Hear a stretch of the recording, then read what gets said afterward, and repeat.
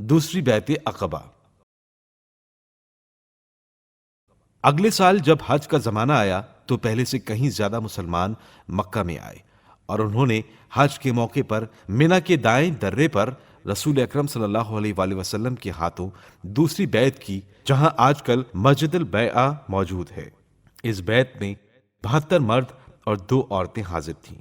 حضرت رسول خدا صلی اللہ علیہ وآلہ وسلم نے ان سے فرمایا، کیا تم مجھ سے اس امر کا اقرار کرتے ہو کہ دشمنوں سے میری حفاظت اسی طرح کرو گے جس طرح اپنے خاص عزیزوں اور رشتہ داروں کی کرتے ہو؟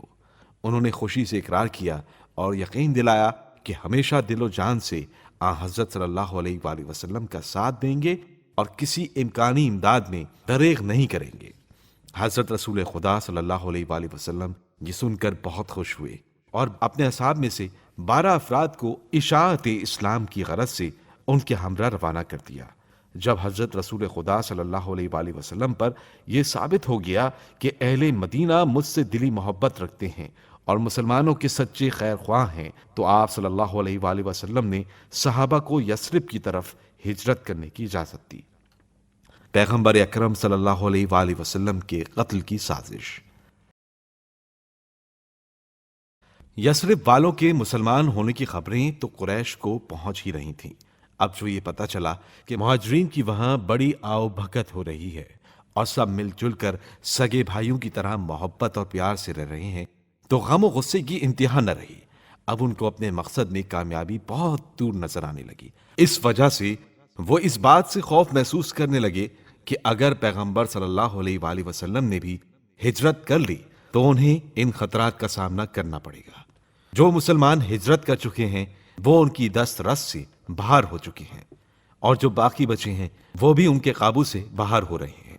چونکہ اہل یثرب پیغمبر صلی اللہ علیہ وآلہ وسلم سے جنگ میں حمایت کا عہد کر چکے ہیں، لہٰذا اس بات کا امکان ہے کہ آن حضرت صلی اللہ علیہ وآلہ وسلم انتقام کی خاطر ان کی مدد سے کہیں مکے پر حملہ نہ کر دیں۔